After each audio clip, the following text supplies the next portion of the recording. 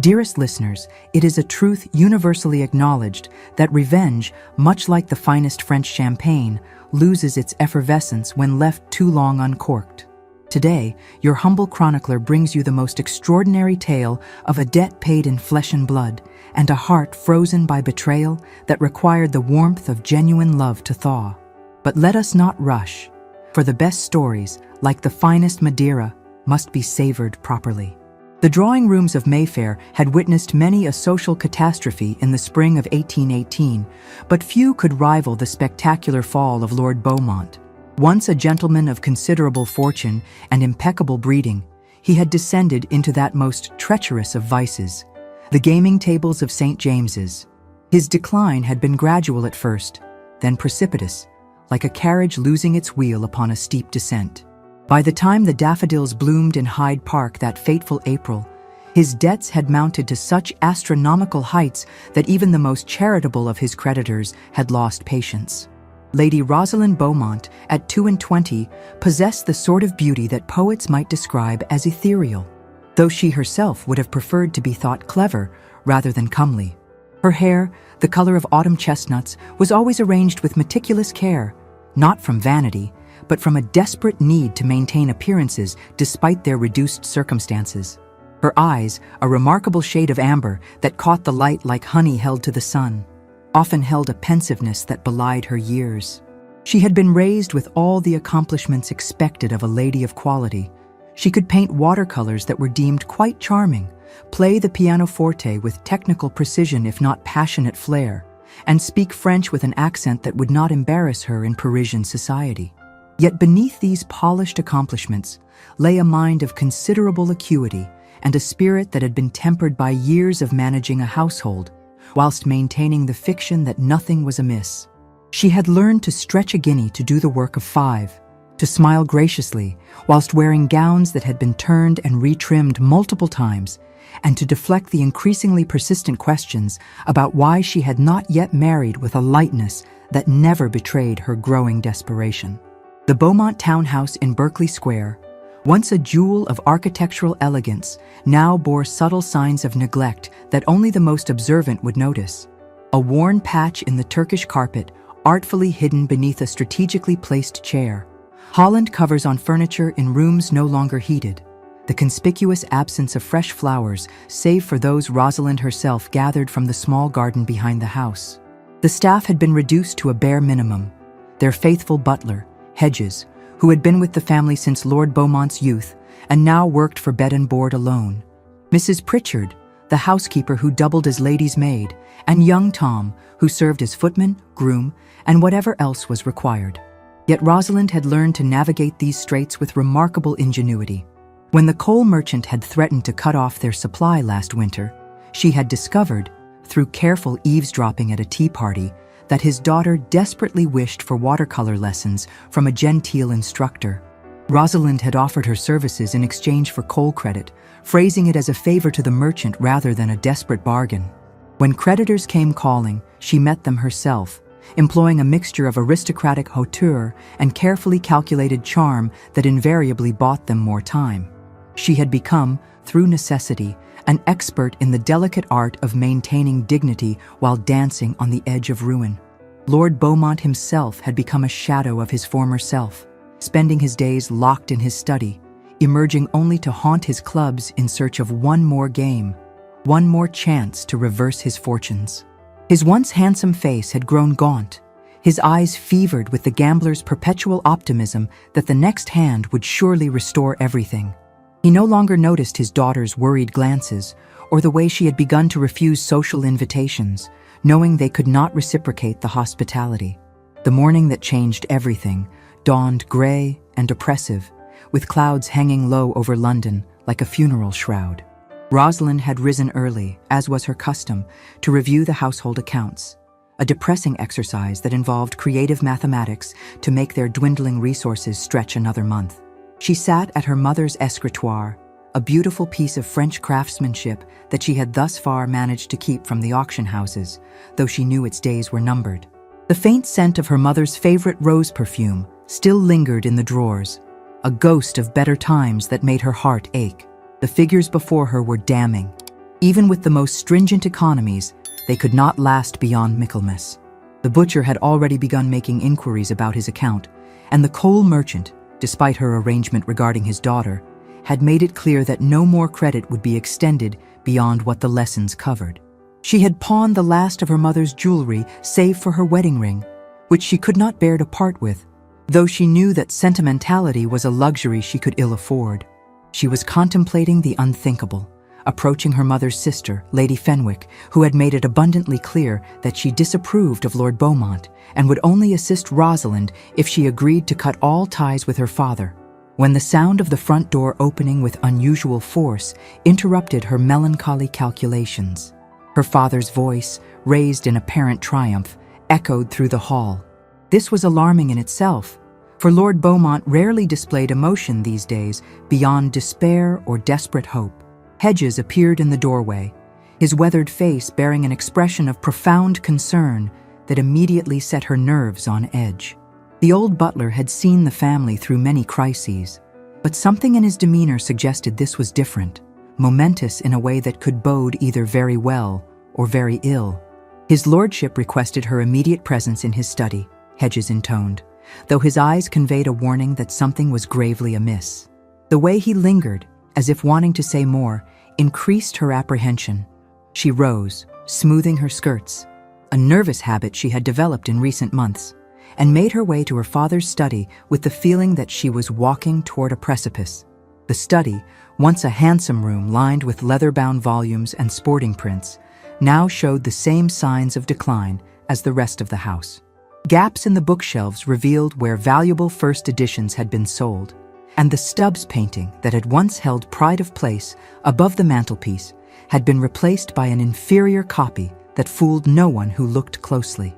The room smelled of stale tobacco and desperation, a combination that had become all too familiar. Lord Beaumont stood behind his desk, his face flushed with what she initially took for excitement, but quickly recognized as something more akin to hysteria. Papers were scattered across the desktop, legal documents from their appearance, and his hands trembled slightly as he gestured for her to sit. She remained standing, some instinct warning her that she would need to be on her feet for whatever was coming. He began with elaborate enthusiasm, proclaiming that their troubles were at an end, that a gentleman of great fortune had agreed to assume all his debts. Every last farthing would be paid, every creditor satisfied. They were saved, rescued from the brink of disaster by Providence itself. The very extravagance of his claims sent a chill through Rosalind's heart. She had learned through bitter experience that her father's moments of greatest optimism often preceded his most catastrophic decisions. When she pressed for details, for the name of this miraculous benefactor, he could not meet her eyes. The name, when it finally came, struck her like a physical blow. Adrian Cavendish, Marquess of Northwick. The memories came flooding back, the scandal of 5 years past that had set all of London ablaze with gossip. Lord Northwick had been engaged to marry Lady Lydia Asherton, the acknowledged diamond of that season, a beauty whose charm and vivacity had captivated the ton. The wedding had been planned as the social event of the year, St. George's, Hanover Square, bedecked with flowers, the wedding breakfast to be held at her father's mansion in Grosvenor Square. Then, just 3 days before the ceremony, Lady Lydia had eloped with Mr. James Pemberton, the second son of a country squire with nothing to recommend him but a handsome face and a talent for pretty speeches. The humiliation had been complete and very public. Lady Lydia had left a letter, the contents of which had somehow become known to all of society, declaring that she would rather live in poverty with love than in luxury with a man whose heart was as cold as his ancestral marble halls. Since that spectacular betrayal, Lord Northwick had become something of a legend in the ton, the man who had turned his heart to ice, who attended social functions only when absolutely necessary, who never danced, never smiled, never showed the slightest interest in any of the young ladies paraded before him by hopeful mamas. He was known to be harsh in business dealings, unforgiving of debts, and possessed of a demeanor that could freeze champagne in its glass. That such a man would suddenly decide to marry and to choose such an unusual method of acquiring a bride suggested motivations that made Rosalind's blood run cold. The truth, when her father finally admitted it, was worse than she had imagined. He had not merely mentioned her accomplishments to Lord Northwick. He had actively negotiated her sale, like a merchant haggling over goods at the exchange. The arrangement was breathtakingly simple in its cold practicality. Lord Northwick would assume all of Lord Beaumont's debts, ensuring he would not face debtor's prison or social ruin. In exchange, Rosalind would become the Marchioness of Northwick, providing her husband with the heir his estates required and the social companion his position demanded. It was a business transaction, pure and simple, with Rosalind as the commodity being exchanged. The rage that filled her was unlike anything she had ever experienced. She, who had always been dutiful, always been obedient, always put her family's needs before her own desires, had been sold like a painting or a piece of jewelry to satisfy her father's debts. The betrayal cut deeper than any privation they had endured, any humiliation they had suffered. Her father had taken the one thing that was truly hers, her future, her choice of husband, her chance at happiness, and bartered it away without even consulting her. Yet even as anger burned through her, cold reality asserted itself. What choice did she truly have? If she refused, her father would go to debtor's prison. She knew what happened to the families of imprisoned debtors, had seen the daughters of ruined men disappear from society, their fates varying from governess positions in remote counties to circumstances too dreadful to be spoken of in polite company. At least marriage to Lord Northwick, cold and calculating though it might be, offered security and position.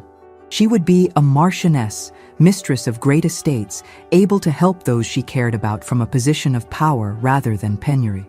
Lord Northwick was to call that very afternoon at 3 o'clock to make her acquaintance and discuss the arrangements. She had mere hours to reconcile herself to a fate she had never imagined, to prepare herself to meet the man who would own her as surely as if she were a slave on an auction block. She spent those hours in a strange state of detachment, as if watching someone else prepare for sacrifice. Mrs. Pritchard, who had somehow learned of the situation through that mysterious network of servant intelligence that operated below stairs, helped her dress with tears streaming down her weathered cheeks. The faithful retainer chose Rosalind's best afternoon gown, a soft blue silk that had survived from better days, and arranged her hair with particular care, as if beautiful presentation could somehow soften the harsh reality of what was happening. At precisely 3 o'clock, the sound of a magnificent carriage drawing up outside announced the arrival of the Marquess. Rosalind positioned herself in the drawing room, standing by the window where the afternoon light would show her to best advantage. If she was to be merchandise, at least she would not appear shop-worn. She heard his voice in the hall, deep and cultured, with an undertone that suggested permanent winter, and steeled herself for the encounter. Even his footsteps on the marble floor sounded cold, precise, measured, like a man who had calculated every movement of his life. When Adrian Cavendish, Marquess of Northwick, entered the room, Rosalind's first thought was that the gossips had not exaggerated. He was indeed as cold as his reputation suggested, though undeniably handsome in the way that classical statues are handsome, all perfect proportions and sharp angles. He stood well above 6 feet, with shoulders that suggested athletic pursuits, despite his reputation for avoiding society. His hair was raven black, styled in the fashion of the day, but somehow seeming natural rather than affected. His eyes were perhaps his most striking feature, a gray so pale they seemed almost silver, like winter ice, and just as cold. He paused in the doorway, his gaze traveling over her with the kind of assessment one might give to a horse at Tattersall's. She saw him note her height, tall for a woman but well-proportioned, her figure, her complexion, her bearing. It was a clinical examination, devoid of any warmth or appreciation, merely cataloging assets and potential deficiencies. Rosalind lifted her chin and met his gaze directly, refusing to be cowed by his examination. If he wanted to inspect his purchase, she would ensure he understood that she was not some meek miss who would simper and submit. She had been sold, yes, but she would not be broken. The introduction, when Lord Beaumont performed it with obvious nervousness, was a study in contrasts. Her father's eager obsequiousness against Lord Northwick's Arctic courtesy, her own rigid composure against the emotional turmoil beneath. The Marquess bowed with perfect correctness, but no warmth, and she responded with a curtsy that matched his formality precisely. When he spoke, addressing her directly for the first time, his voice held all the warmth of a January wind.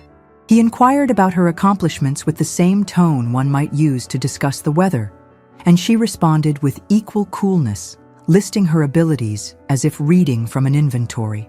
Yes, she could manage a household. Yes, she was accomplished in all the usual ways expected of a lady.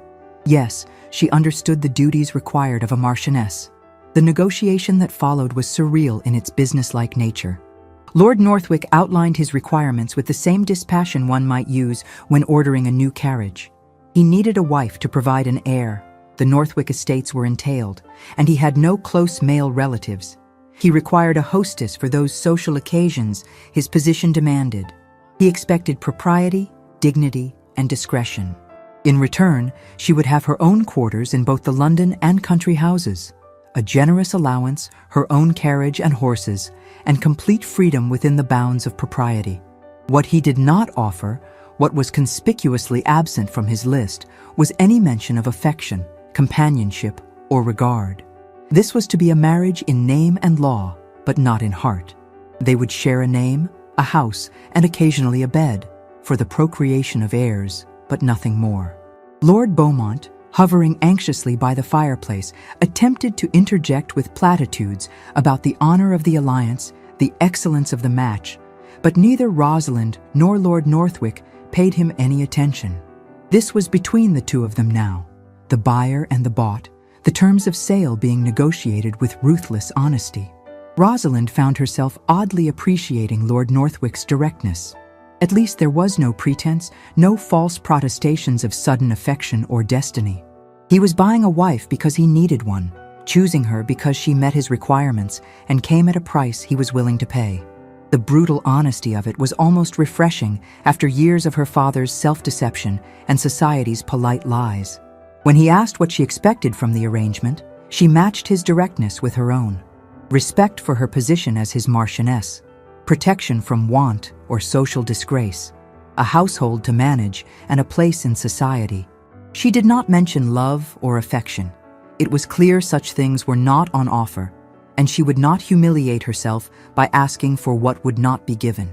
The one moment of genuine emotion came when she asked about her father's debts, wanting to know the exact price of her sale. Lord Northwick's eyes flickered with something that might have been surprise at her bluntness, but he answered readily enough. The sum was staggering, more than she had feared, enough to have destroyed them utterly. That her father had accumulated such massive debts was a fresh shock, another betrayal to add to the tally. The wedding was set for 1 month hence, enough time to have the banns read and avoid scandal. Not enough time for her to fully accept what was happening. Lord Northwick rose to leave, the interview concluded to his satisfaction, the transaction agreed upon. As he reached the door, he turned back, and for a moment she thought he might say something human, something to acknowledge the magnitude of what had just been decided. Instead, he merely informed her that his solicitors would call with the settlement papers, and that she would find them generous. He was many things, he assured her, but not miserly. As his wife, she would want for nothing material. The emphasis on that last word was subtle, but unmistakable. Material comfort would be abundant. Emotional comfort was not part of the bargain. The weeks that followed passed in a blur of activity that left little time for reflection, which was perhaps a mercy. True to his word, Lord Northwick proved generous in material matters. A modest trousseau appeared as if by magic, delivered by the finest modistes who treated Rosalind with the deference due to a future marchioness. The gowns were beautiful but conservative, rich fabrics in muted colors, everything of the finest quality but nothing that would draw undue attention. Even in this, she could see his calculating mind at work. His wife must be impeccably dressed but not ostentatious, elegant but not eye-catching. The settlement papers, when they arrived, were indeed generous. Her pin money would exceed what her father had spent in his prosperous years. She would have her own carriage and horses, her own household accounts, and a jointure that would leave her wealthy should she be widowed.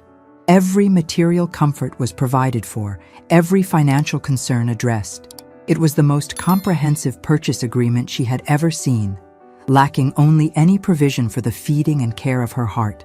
She saw Lord Northwick only twice more before their wedding day. Once at Almack's, where their engagement was formally announced, causing a sensation that rippled through the ton like a stone dropped in still water. The patronesses, those formidable arbiters of social acceptability, regarded her with expressions ranging from pity to calculation. Lady Jersey, never one to resist gossip, cornered her near the refreshment table, desperate for details about how she had captured the uncapturable Marquess. Rosalind's response, that Lord Northwick had required a wife and she had been available, shocked the patroness with its frankness. When pressed about affection between them, Rosalind wondered aloud whether affection was truly necessary in marriages of their class, a question that sent Lady Jersey retreating in visible discomfort. It was easier to shock than to endure pity, easier to appear brazen than broken. The second meeting was at her father's house, where Lord Northwick came to sign the settlements. He was accompanied by his man of business, a sharp-featured individual named Mr. Blackthorne, who looked at everything and everyone with professional suspicion. The signing was performed with all the romance of a property transfer, which Rosalind supposed it essentially was. The wedding day dawned gray and drizzling, which seemed appropriate given the circumstances. Rosalind stood before her mirror as Mrs. Pritchard arranged the Brussels lace veil that had been her mother's, trying to recognize herself in the elegant stranger reflected there. Her wedding dress was of ivory silk, simply cut but exquisitely made, with tiny seed pearls embroidered along the hem and sleeves. The Northwick diamonds delivered that morning lay cold and heavy against her throat, beautiful, valuable, and as impersonal as everything else about this arrangement. Lord Beaumont appeared in the doorway, looking more presentable than he had in months. The settlement of his debts had restored some of his former confidence, though Rosalind noted he could not quite meet her eyes. He complimented her appearance and ventured that her mother would be proud, a statement that sparked a flash of anger Rosalind quickly suppressed. Would her mother be proud that her daughter had been sold to pay gaming debts? They both knew the answer to that question. The church, St. George's, Hanover Square, the same church where Lord Northwick's first wedding should have taken place, was nearly empty when they arrived. The vast space felt cavernous with so few witnesses, the empty pews seeming to mock the grandeur of the setting. Lord Northwick stood at the altar, resplendent in a coat of midnight blue superfine, looking as remote and perfect as ever. His only attendant was a middle-aged gentleman whom Rosalind recognized as his cousin, Mr. George Cavendish. On her side, there was only her father and Mrs. Pritchard, who had insisted on attending despite the irregularity. The ceremony was brief and austere. Lord Northwick's voice as he spoke his vows was steady and emotionless, as if he were reading a legal document rather than pledging his life to another. Rosalind matched his tone, speaking her own vows clearly and without sentiment. When instructed to kiss his bride, the Marquess merely brushed his lips against hers so briefly she barely felt it, though the touch sent an unexpected shiver through her that she quickly suppressed. The wedding breakfast was held at Northwick House in Grosvenor Square, a mansion so grand it made the Beaumont townhouse look like a cottage.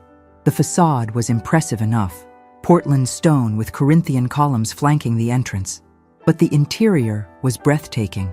The entrance hall alone, with its black and white marble floor and sweeping double staircase, was larger than the entire ground floor of her father's house. Yet for all its magnificence, it felt cold. The marble seemed to leach warmth from the air, and their footsteps echoed hollowly in the vast space. The scent of beeswax and silver polish was almost oppressive, speaking of rigorous maintenance, but no real life. Priceless artwork adorned the walls, and every piece of furniture spoke of generations of wealth and taste, yet it all felt more like a museum than a home. The guests were few, some cousins of the Marquess, who looked at Rosalind with barely concealed curiosity, her father who drank rather more champagne than was wise, and a handful of society matrons who had likely come to gather gossip for the ton. Rosalind moved through it all in a daze, accepting congratulations that rang hollow, smiling until her face ached, playing the part of the happy bride while feeling as if she were watching someone else's life from a great distance. Lord Northwick, her husband now, though the thought seemed impossible, stood beside her, occasionally offering his arm when movement was required, but otherwise treating her with the same courteous indifference he might show to a stranger at a public assembly. He introduced her to the guests with perfect propriety but no warmth, referring to her as "my wife," in a tone that made the words sound like a business title rather than a term of affection. As the afternoon waned and the guests began to depart, the reality of her situation began to settle upon her like a heavy cloak. This grand house was now her home, though it felt more like a beautiful prison than a residence. The cold, beautiful man beside her was now her husband, though he felt more like a stranger than ever. The life she had known, limited though it had been, was over, replaced by something that promised material comfort but emotional desolation. Lord Beaumont was the last to leave, embracing his daughter with tears in his eyes. He whispered wishes for her happiness, though they both knew happiness was not part of the bargain that had been struck. She watched him go with a mixture of love and resentment, forgiveness and anger, all tangled together in a knot she could not begin to untie. When the great door closed behind him, Rosalind found herself alone with her husband in the vast entrance hall. The silence stretched between them, taut as a pianoforte string, until she thought it might snap from the tension. The servants had discreetly withdrawn, leaving them to navigate this first moment of their married life without an audience. Lord Northwick spoke first, his voice echoing slightly in the marble hall. He instructed that Mrs. Henley, the housekeeper, would show her to her quarters, his tone as impersonal as if he were directing a guest rather than his bride. He mentioned that they dined at 8 and that he preferred punctuality, the kind of household information one might give to a new servant rather than a wife. He turned to go, then paused, looking back at her with those remarkable silver eyes. He welcomed her to Northwick House and expressed hope that she would be comfortable there, the hesitation before comfortable suggesting he had been about to say something else, happy perhaps or content, but had thought better of it. Then he was gone, his footsteps echoing on the marble floor as he disappeared into the depths of the house, leaving her alone in the vast entrance hall with only the ticking of an enormous ormolu clock for company. Mrs. Henley, the housekeeper, appeared as if summoned by some invisible signal. She was a woman of perhaps 50 years, with steel gray hair pulled back in a severe bun and a face that suggested she had forgotten how to smile sometime in the previous decade. Her black bombazine dress rustled as she moved, and everything about her bearing suggested rigid propriety and professional distance. The Marchioness's quarters were on the second floor, a suite of rooms that included a sitting room, dressing room, and bedchamber, all decorated in shades of pale gold and cream. They were beautiful, luxurious, and as impersonal as a hotel. Not a single personal item suggested that anyone had ever lived here before. The furniture was French, all gilt and silk, more suitable for display than comfort. The paintings on the walls were valuable but cold. Landscapes of places she did not recognize, portraits of people she did not know. Even the air felt sterile, scented faintly with lavender water, but lacking any trace of human habitation. Mrs. Henley informed her that these had been the late Marchioness's rooms, Lord Northwick's mother, but had been completely redecorated since her death 5 years prior. Everything was new, pristine, untouched by personal history. It was as if Lord Northwick had deliberately erased any trace of former occupants, creating a blank slate for her to inhabit, or perhaps ensuring that she left no more lasting impression than those who had come before. When Mrs. Pritchard arrived with her few personal belongings, her familiar face was so welcome that Rosalind nearly wept. The older woman took one look at her mistress and opened her arms, providing the first human warmth Rosalind had felt all day. For a moment, she allowed herself to be comforted like a child, breathing in the familiar scent of lavender and starch that had meant safety since childhood. The first dinner in her new home set the pattern for those that followed. The dining room was enormous, with a table that could easily seat 40. Tonight, however, only 2 places were set, at opposite ends of the vast expanse of polished mahogany. The distance between them made conversation nearly impossible without raising one's voice, which she suspected was entirely intentional. Lord Northwick was already seated when she entered, rising politely as footmen pulled out her chair with practiced precision. The meal progressed in near silence, broken only by the soft clink of silver on china and the whisper of footmen moving about their duties. The food was exquisite. Clearly the Marquess employed an excellent chef, but Rosalind barely tasted it. Each course appeared and disappeared with clockwork precision. Soup à la reine, turbot in lobster sauce, roasted pheasant with accompanying removes, elaborate desserts that looked more like art than food. She ate mechanically, aware that the servants would report to their master if she did not, but finding no pleasure in the magnificent feast.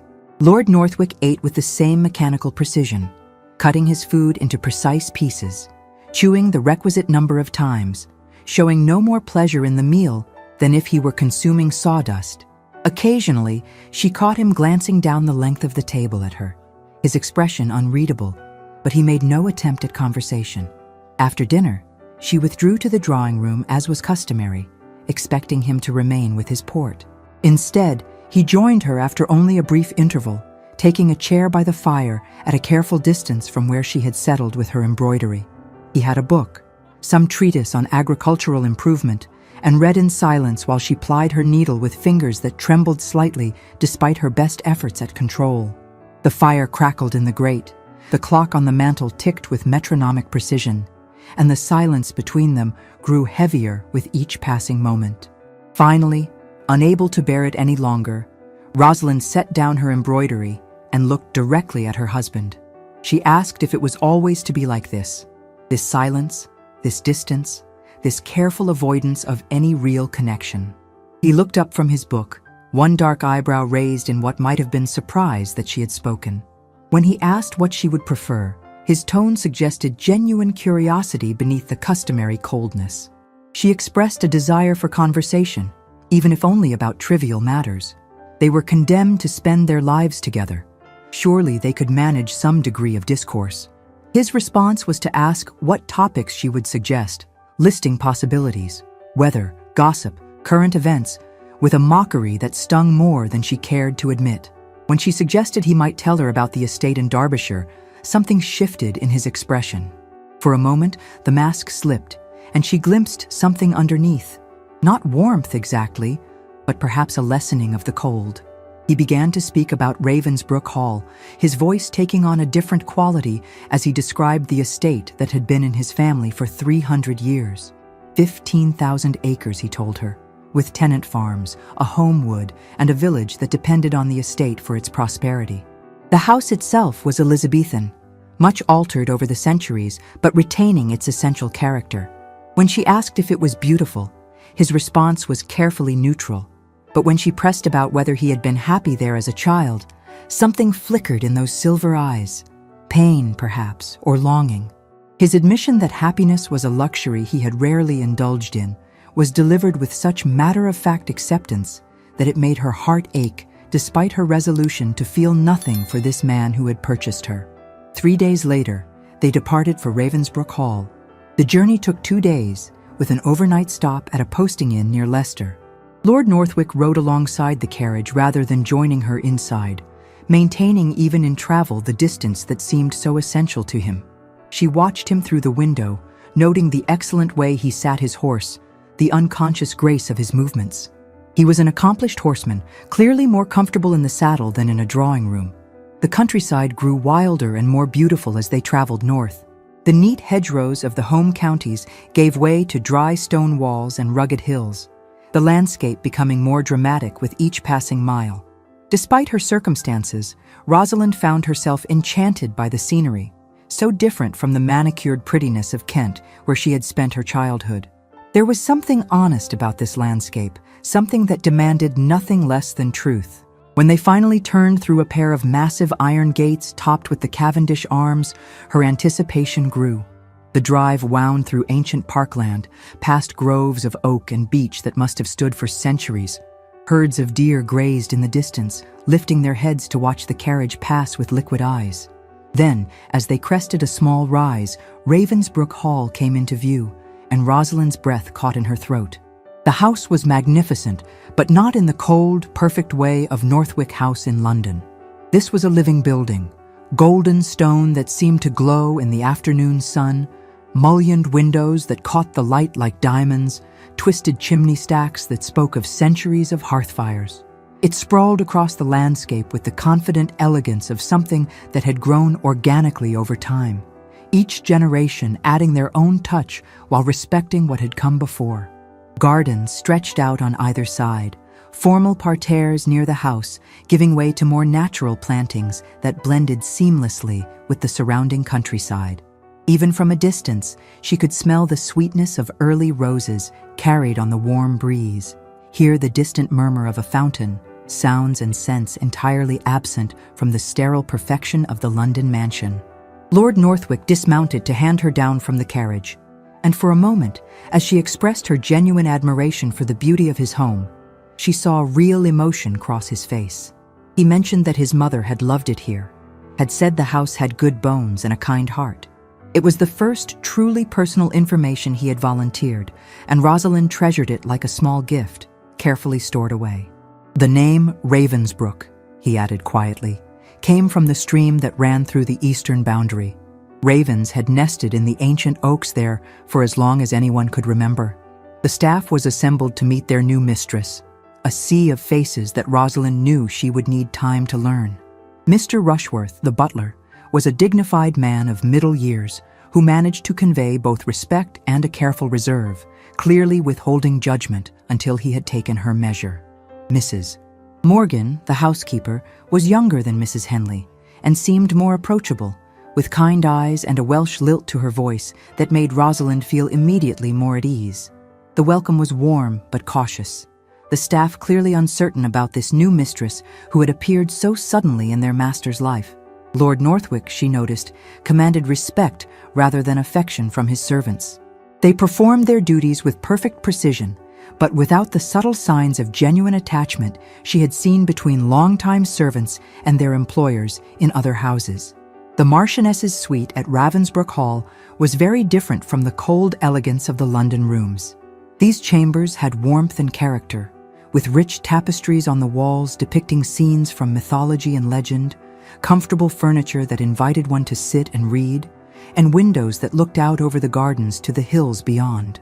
Someone, Mrs. Morgan, she suspected, had filled vases with spring flowers from the gardens, and a fire crackled cheerfully in the grate despite the mildness of the evening.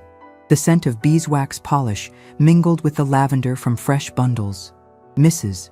Morgan had placed throughout the rooms, creating an atmosphere of lived-in comfort entirely absent from the London house. These rooms had not been redecorated, she realized. They retained the personality of their previous occupant, Lord Northwick's mother, and somehow that made them more welcoming than any amount of new furnishing could have achieved.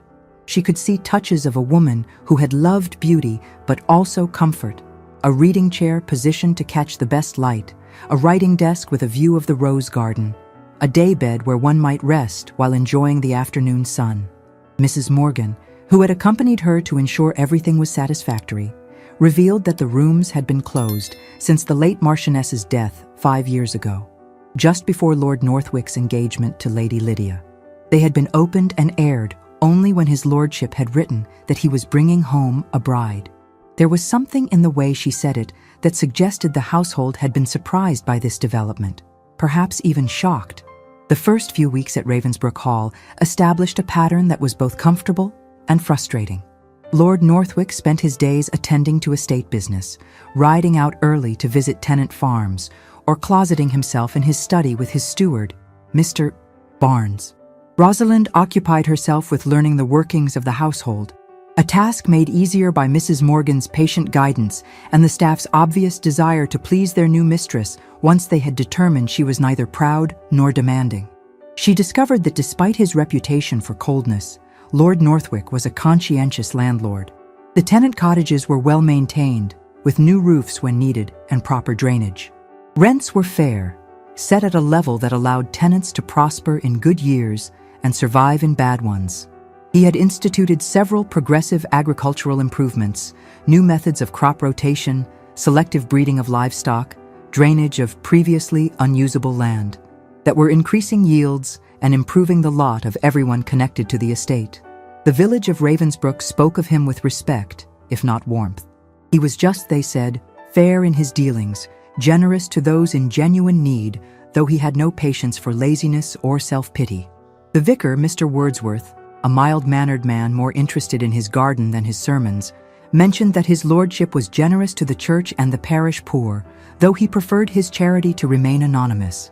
Yet for all his virtues as a landlord, Lord Northwick remained an enigma to his tenants and servants alike. He had no close friends in the county, attended only those social functions his position absolutely required, and had been known to go weeks without speaking to anyone beyond what estate business demanded.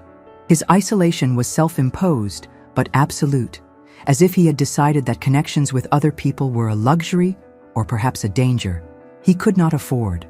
In the evenings, they dined together in a dining room that, while still formal, was more intimate than the vast chamber in London. Here, she could smell the beeswax from the polished table, feel the warmth from the fire that actually heated the room rather than merely decorating it. Conversation remained stilted, confined mostly to estate matters and household concerns, but occasionally something would spark a moment of real communication. She learned that he had a passion for astronomy and had once considered studying at Cambridge before his father's death had called him home to assume the title. He discovered that she read Latin and Greek, accomplishments unusual for a woman, and seemed genuinely impressed by her translation of a passage from Homer he had been struggling with. Afterward, they would adjourn to the drawing room where Rosalind would work at her embroidery while Lord Northwick read. Sometimes she would play the pianoforte, choosing pieces that required concentration rather than emotion. Bach fugues, Scarlatti sonatas, technical exercises disguised as music. He never commented on her playing, but she noticed he would lower his book to listen, his fingers sometimes moving slightly as if following the rhythm. One evening, perhaps 3 weeks after their arrival, she was struggling with a particularly challenging passage from a Beethoven sonata when she heard him speak. The compliment on her playing was unexpected enough to make her fingers stumble on the keys. When she thanked him, he revealed that his mother had also played, filling the house with music that had gone silent since her death. The admission that she reminded him of his mother in this way was offered almost reluctantly, as if the words were pulled from him against his will. The conversation that followed was the longest they had yet shared. He spoke of his mother with a warmth she had not heard from him before, how she had been the heart of the house, bringing light and laughter to rooms that his father had preferred to keep somber and silent. She had possessed a gift for making people feel valued, for seeing the best in everyone, for finding joy in simple pleasures. Her death had left a void that he had never attempted to fill, preferring instead to close off the parts of the house and himself that had been touched by her warmth. When Rosalind asked if he had always been so determined to avoid happiness, his answer revealed more than perhaps he had intended. No, he admitted. There had been a time when he had believed in happiness, had even pursued it. His tone made it clear that this pursuit had ended badly, though he did not elaborate, and she did not press. She was learning that with Lord Northwick, patience was essential. Push too hard, and he would retreat behind his walls. Wait, and occasionally a door would open, if only for a moment. These small moments of connection were rare but precious, like gaps in a wall that allowed glimpses of what lay beyond. She began to piece together a picture of a man who had once been capable of warmth, even happiness, but who had built such formidable defenses that he had forgotten how to lower them. Whether those defenses had been constructed before or after Lady Lydia's betrayal, she could not yet determine, but she suspected the former had made the latter's impact all the more devastating. The turning point came on an afternoon in early June. The weather had been particularly fine, and Rosalind had been exploring the gardens, which were extensive and included areas of different character: formal Italian gardens near the house, a kitchen garden that supplied the household with vegetables and herbs, a rose garden that was just coming into its full glory, and beyond all these, a wilderness area that had been allowed to grow somewhat wild. She was following a barely visible path through a grove of rhododendrons, their massive blooms creating a tunnel of pink and purple, when she heard voices. She recognized her husband's immediately, that deep, cultured voice with its undertone of permanent winter. The other was unfamiliar, younger, with the slightly affected drawl that suggested a London dandy trying to sound more sophisticated than he was. She should have turned back immediately, should have respected their privacy. But something in the tone of the conversation, anger barely controlled, tension crackling like lightning before a storm, made her pause. Through the screen of leaves and blooms, she could see them in a small clearing. The stranger was fashionably dressed in the London style, his coat of superfine cut with the exaggerated shoulders and nipped waist that marked him as a follower of fashion rather than a setter of it. The conversation she overheard changed everything she thought she understood about her marriage. The young man was Mr. Thomas Asherton, brother to the infamous Lady Lydia. He had come to plead his sister's case. She was widowed, her husband having died in a coaching accident 2 years prior, leaving her with nothing but debts. She was living in genteel poverty in Bath, giving music lessons to the daughters of wealthy merchants to survive. One word from Lord Northwick could restore her to society, could ease her situation considerably. Lord Northwick's refusal was absolute and ice-cold. Lady Lydia had made her choice, he stated, had chosen love over position, passion over security. Now, she must live with the consequences of that choice. When Mr. Asherton accused him of spite, of letting her suffer out of revenge for her betrayal, Lord Northwick laughed, a bitter sound that held no mirth. Then came the revelation that made Rosalind's blood run cold. Mr. Asherton accused Lord Northwick of choosing her, Rosalind, specifically as an act of revenge. Her mother had been a Fairfax before her marriage. Lady Lydia's mother had also been a Fairfax. They were cousins, though distant ones. Lord Northwick had married Lady Lydia's cousin as a deliberate insult, a way of showing that he could have any woman of her bloodline he chose. Worse, Mr. Asherton claimed there was a physical resemblance, the same coloring, the same bearing, that made the insult all the more pointed. Lord Northwick's denial was not entirely convincing. He claimed less calculation than Mr. Asherton suggested, but he did not deny knowledge of the connection or the resemblance. The truth was clear. She had not been chosen randomly, not been selected merely because her father owed money. She had been chosen as a weapon in a 5-year-old war, a means of revenge against a woman who had humiliated him. She fled before she could hear more, running blindly through the gardens until she reached a small folly on a rise overlooking the lake. It was a pretty structure, built in the classical style with columns and a domed roof, the kind of romantic spot where lovers might meet for stolen moments. She sank onto a stone bench, her mind reeling from what she had learned. The cold stone beneath her seemed to leach warmth from her body, matching the chill that had settled in her heart. She was not just payment for her father's debts. She was an instrument of revenge, chosen for her blood connection to the woman who had humiliated him. Every time he looked at her, did he see Lady Lydia? Was she merely a constant reminder of his triumph? Proof that he had survived and prospered while the woman who betrayed him had fallen into poverty and disgrace? The sound of footsteps made her look up. Lord Northwick stood at the entrance to the folly, his expression unreadable in the shadow of the dome. He knew she had overheard. She could see it in the tension of his shoulders, the careful way he held himself, as if preparing for an assault. The confrontation that followed was brief but devastating. He did not deny the connection to Lady Lydia, though he claimed it had not been as calculated as Mr. Asherton suggested.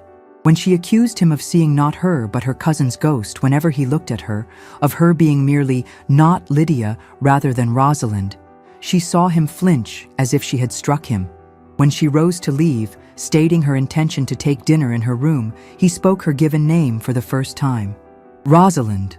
The sound of it in his voice, rough, almost pleading, stopped her in her tracks. For a moment, she felt the impact of hearing her name from his lips, the unexpected intimacy of it after weeks of formal address. His insistence that he did not hate her, that whatever his initial motivations, he did not hate her now, held a note of desperation she had never heard from him before. But she left him anyway, walking away from the folly with her spine straight and her head high, though inside she felt as if something had shattered. The fragile connection they had been building, those precious moments of growing understanding, seemed like self-deception now. How could she trust any softening in his manner when she knew she had been chosen as an instrument of revenge? The days that followed were strained even by the standards of their unusual marriage. They maintained the pretense of normalcy for the servants, dining together and sharing the drawing room in the evenings. But the silence between them had taken on a different quality. Before, it had been the silence of strangers learning to coexist. Now it was the silence of people who had wounded each other and did not know how to heal the damage. Yet the memory of how he had said her name haunted her. In the dark hours of the night, alone in her bed, she found herself replaying that moment. The roughness in his voice, the way it had seemed torn from him against his will. Adrian, too, seemed affected by that breach of formality. She caught him starting to speak her name several times, only to stop himself, reverting to the formal Lady Northwick with visible effort.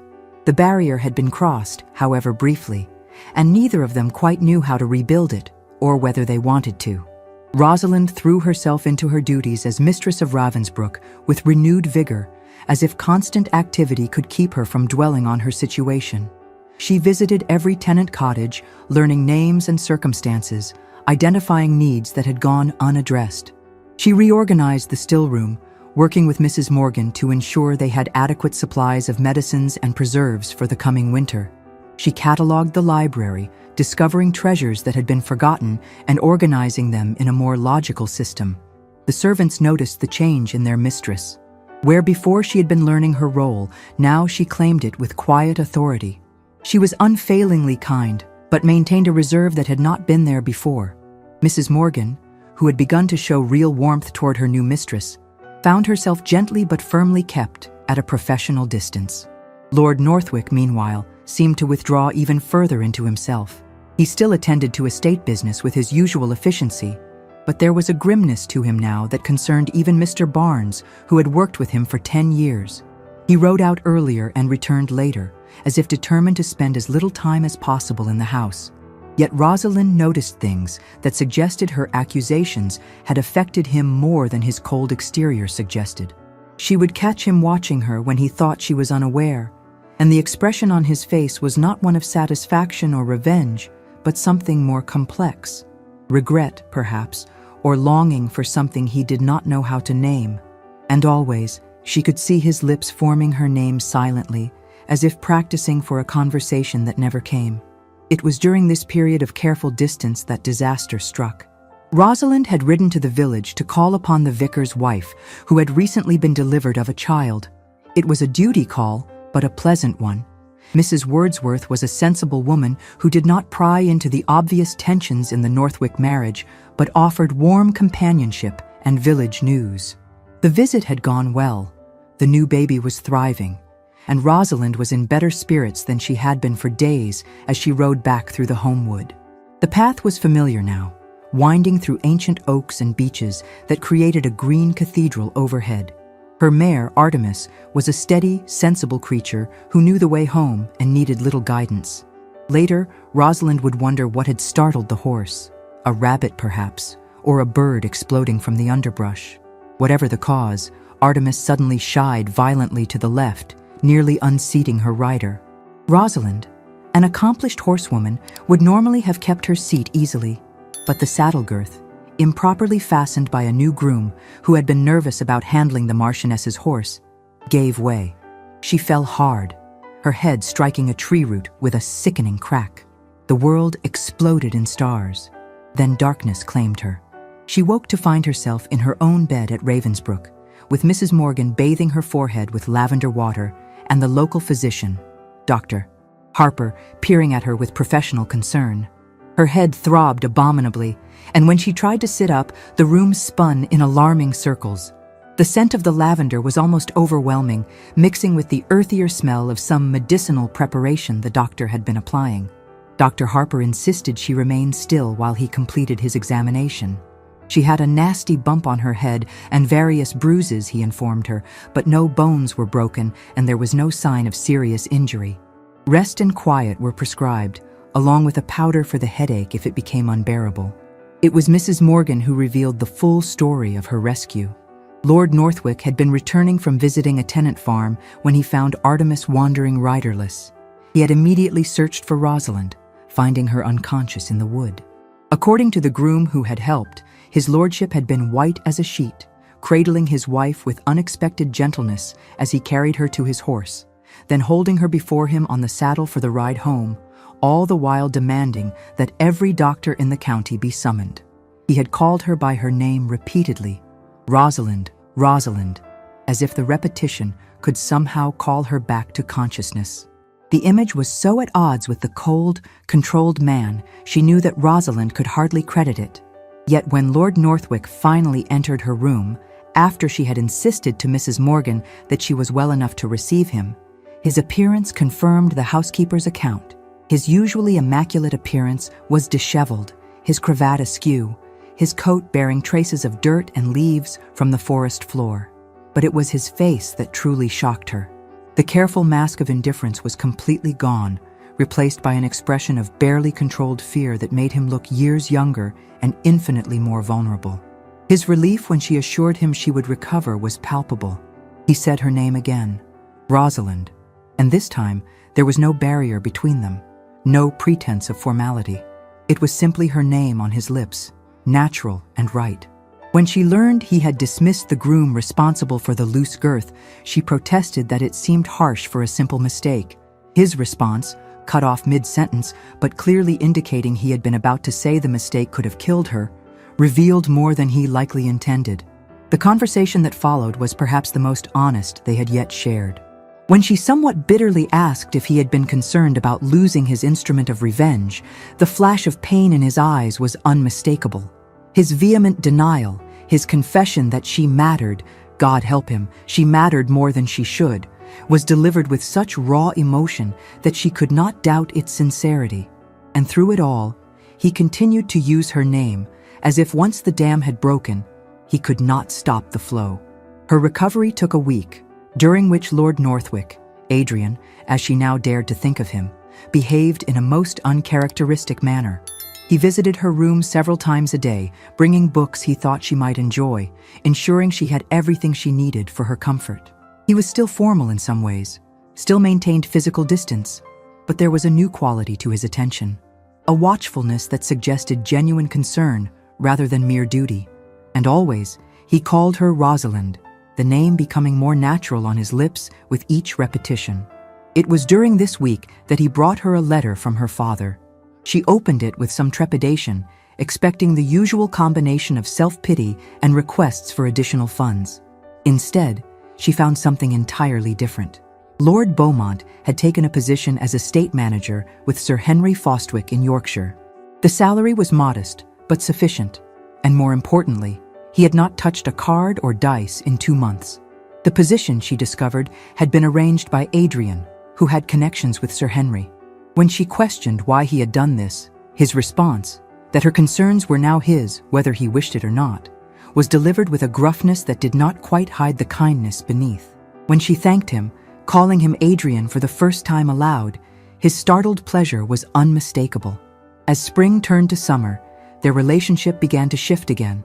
The revelation about Lady Lydia and its aftermath had paradoxically cleared the air between them. The worst had been said, the ugly truth exposed, and somehow they had survived it. More than survived, they had begun to build something new on the ruins of their original arrangement. The use of their given names, once forbidden, now felt natural and necessary. Adrian began joining her for her morning rides. At first, these were silent affairs, two people who happened to be traveling in the same direction. But gradually, conversation began to flow. He would point out features of the estate, share bits of local history, ask her opinion on improvements he was considering. The formality that had once defined their interactions slowly melted away, replaced by something warmer, more genuine. She learned that he had been a lonely child, his father distant and demanding, focused entirely on increasing the family fortune and prestige. His mother had been his sole source of warmth, but she had been frequently ill, suffering from a weak constitution that ultimately claimed her life when he was 22. He had been at Cambridge when she died, and the guilt of not being there at the end still haunted him. In turn, she shared her own childhood, the constant anxiety of never knowing whether they would have food on the table or be forced to flee creditors in the night, the weight of trying to maintain appearances on nothing, the slow erosion of hope as her father's gambling grew worse. She spoke of her mother's grace under pressure, her determination to maintain standards even as their world crumbled, her death when Rosalind was 15 that had removed the last check on Lord Beaumont's vice. These morning rides became the foundation of their growing intimacy. Away from the house, away from servants and the formal roles they were required to play, they could simply be Adrian and Rosalind, two people learning to know each other. She discovered that beneath his cold exterior, Adrian possessed a dry wit that could make her laugh unexpectedly. He learned that her apparent meekness hid a sharp intelligence and a will of iron when she believed herself to be right. The breakthrough came on a morning in late July. They had stopped to rest the horses by a stream that marked the boundary between Ravensbrück and the neighboring estate. It was already warm despite the early hour, and Rosalind had removed her gloves to trail her fingers in the cool water. Adrian had dismounted and stood nearby, ostensibly checking his horse's hooves, but actually she knew, watching her. The kiss, when it came, was unexpected despite the growing tension between them. One moment she was laughing at something he had said, a surprisingly witty observation about their neighbor's pretensions, and the next he was there, his hands framing her face, his lips on hers with a hunger that spoke of months of suppressed desire. He said her name against her lips, Rosalind, Rosalind, as if it were a prayer. It was nothing like the brief cold touch at their wedding. This was fire and need and something desperate that made her knees weak. When they finally broke apart, both were breathing hard, and the look in his eyes made her shiver despite the warmth of the morning. From that moment, everything changed. The careful distance they had maintained began to crumble. He would find excuses to touch her, helping her from her horse, offering his arm as they walked, brushing a strand of hair from her face. She found herself responding, leaning into his touch, seeking out his presence, feeling incomplete when he was away. Their use of each other's names became constant, each repetition a small intimacy that bound them closer. In the evenings, instead of maintaining separate spheres in the drawing room, he began to sit closer to her. He would read aloud while she embroidered, his voice bringing life to poetry and novels. When she played the pianoforte, he would stand behind her, turning the pages, his presence a warm weight at her back. Sometimes he would murmur her name as she played, so softly she might have imagined it. One evening, as she played a particularly moving piece by Mozart, she became aware that he had stopped turning pages and was simply watching her. When she turned to ask what was wrong, the expression on his face stopped her breath. It was a look of such naked longing that it made her heart race. He told her then how empty the house had been before she came, how she had brought life back to rooms that had been merely spaces to exist in. His confession that if he could do their marriage over, he would still choose her, not for revenge, not for convenience, but for herself, was delivered with such quiet intensity that she could not doubt its truth. He used her name with every sentence, as if making up for all the weeks when he had denied himself that simple pleasure.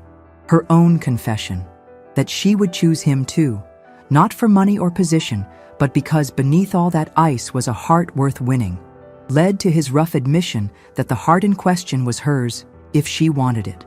When she said she did want it, calling him Adrian with all the tenderness she felt, his response was to kiss her again, this time with a gentleness that was somehow more devastating than passion. That night, they became truly husband and wife. The joining was everything their marriage had not been until then: passionate, tender, honest.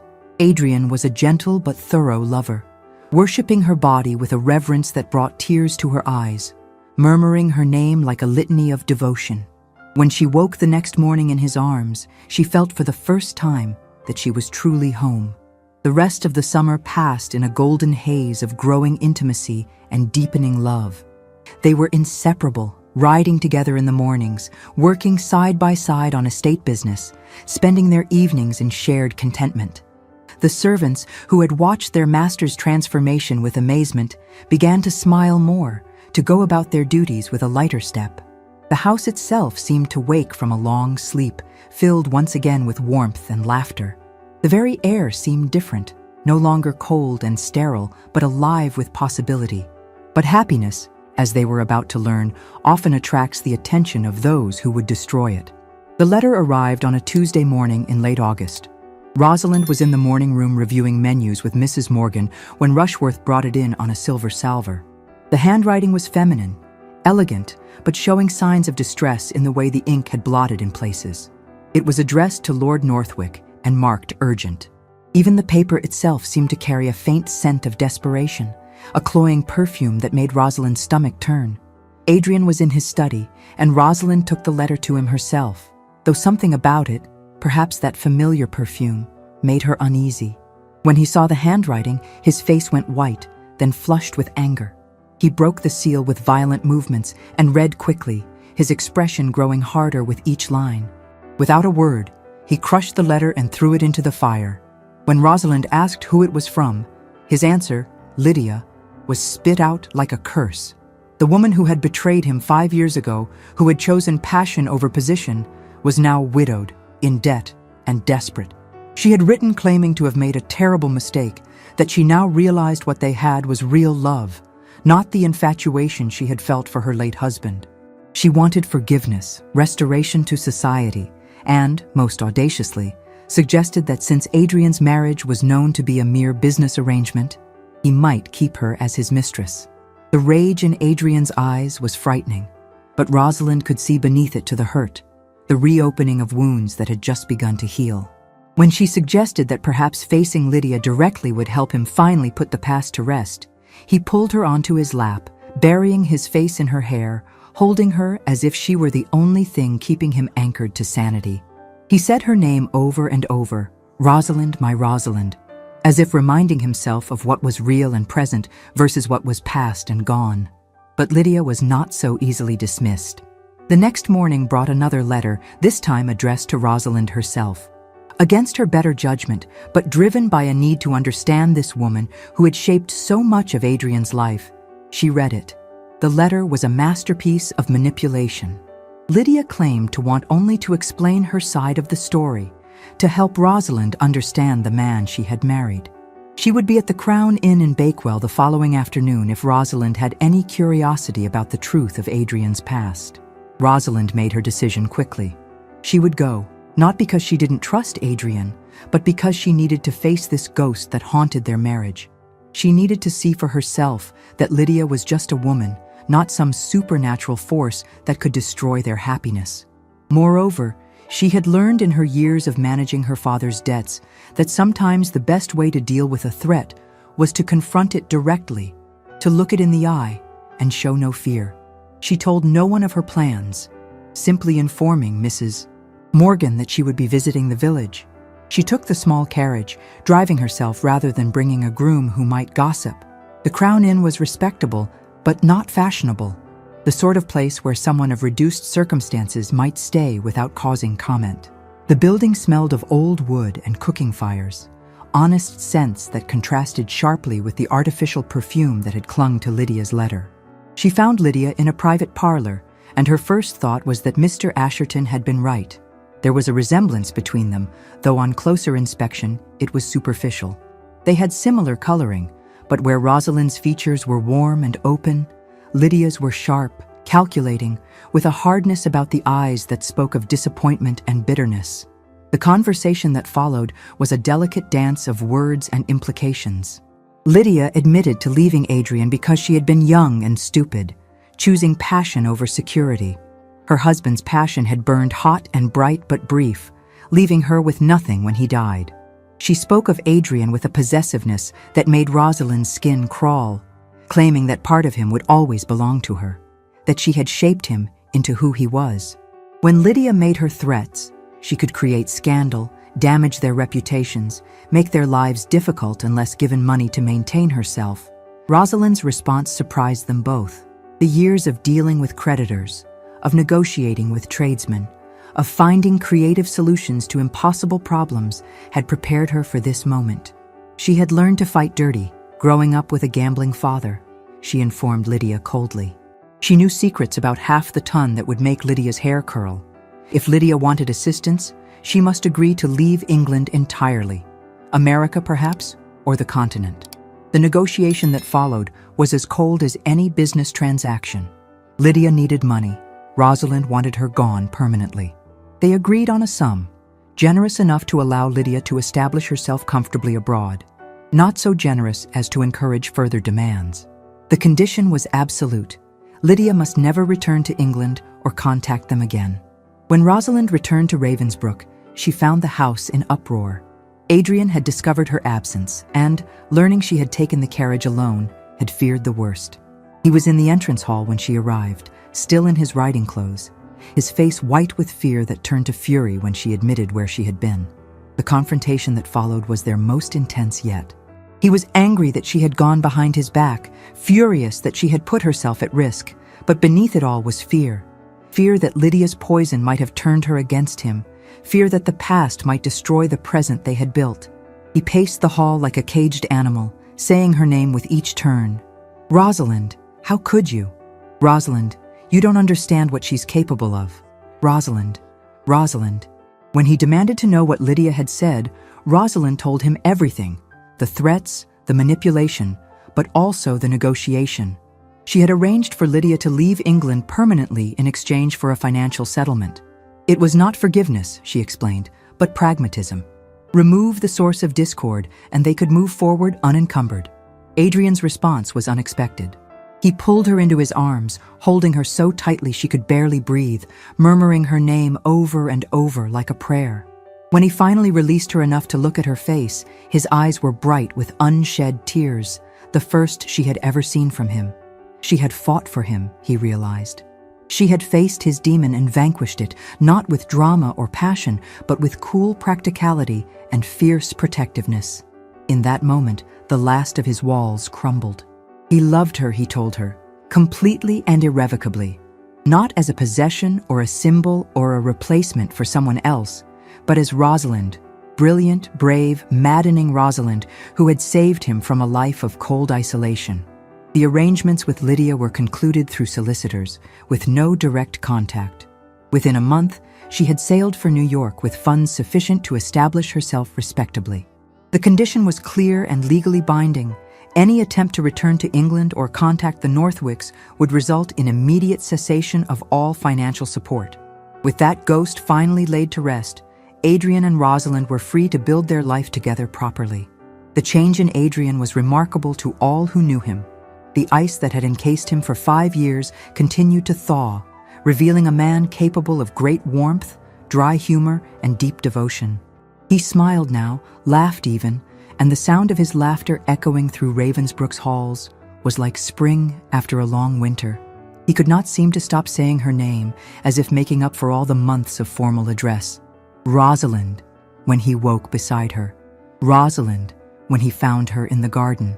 Rosalind, when he held her in the darkness. By autumn, when Rosalind discovered she was with child, their transformation was complete. Adrian's joy at the news was almost comical. He, who had claimed to want only an heir for duty's sake, now fussed over her health with touching concern, bringing her delicacies to combat morning sickness, reading to her when she was tired, and spending long minutes with his hand on her still flat stomach, marveling at the life growing within. He would whisper to the child, calling it "little one," and promising it would know only love and warmth, never the cold isolation he had known. The child, a son, was born the following spring, on a day when Ravensbrück's grounds were carpeted with bluebells. Adrian, who had paced the halls for hours during her labor, actually wept when he first held his son, tears of joy that washed away years of carefully maintained control. They named the boy James, after Rosalind's maternal grandfather, creating new family traditions rather than being bound by old ones. 2 years later came a daughter, whom they named Hope, Adrian's choice, surprisingly sentimental for a man who had once claimed to disdain sentiment. Watching him with their children, gentle and playful in ways she could never have imagined when they first met, Rosalind often thought of that cold, bitter man who had examined her like merchandise in her father's drawing room. That man was gone, or rather, had been revealed as merely a protective shell around a heart too wounded to risk feeling. Lord Beaumont, genuinely reformed and thriving in Yorkshire, visited occasionally. The relationship between father and daughter had healed slowly but genuinely. He doted on his grandchildren and treated Adrian with a respect that bordered on reverence, not for his title or wealth, but for the happiness he had brought to Rosalind. During one visit, he took Rosalind aside and, with tears in his eyes, begged her forgiveness for what he had done. She gave it freely, for without his desperate bargain, she would never have found Adrian. On their 5th wedding anniversary, Adrian surprised Rosalind with a gift, not jewelry or gowns, which he gave regularly, but something far more precious. He had commissioned a portrait of her mother based on the miniature Rosalind treasured and hung it in the place of honor in the family gallery at Ravensbrück. Standing before it, Rosalind felt tears prick her eyes.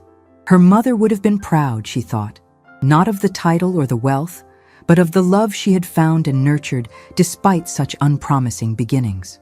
As the years passed, Ravensbrück Hall became known throughout the county as a house of warmth and welcome.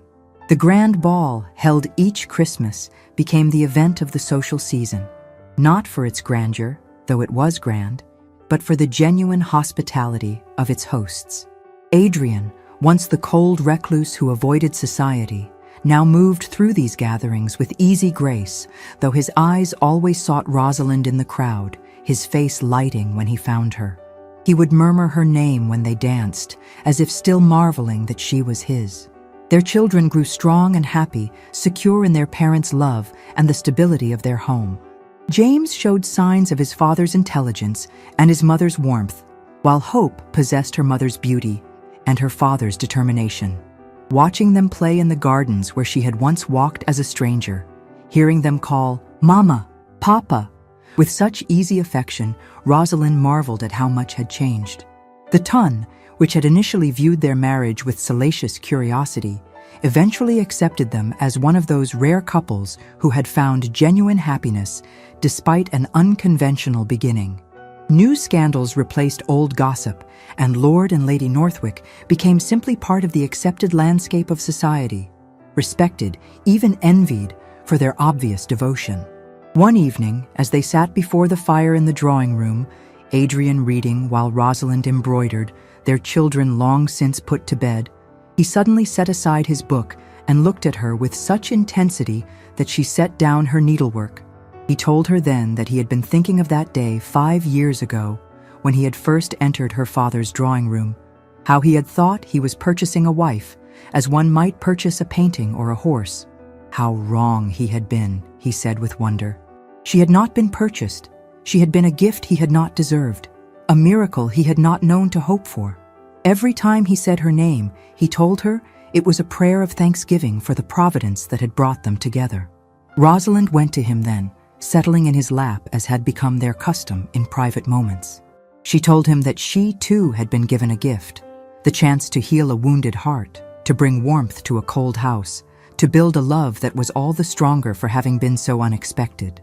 They had both been sold and bought, she said, but in the end, they had purchased each other with the only currency that truly mattered: love, patience, and the courage to trust after betrayal. And so another tale of hearts united reaches its blessed conclusion. Love, it seems, finds a way even through the strictest conventions of proper society. What began as a transaction, a daughter sold to pay her father's debts, a man seeking revenge through marriage, became something neither party had anticipated. For in seeking to use each other, they had instead found each other, and in finding each other, they had found themselves.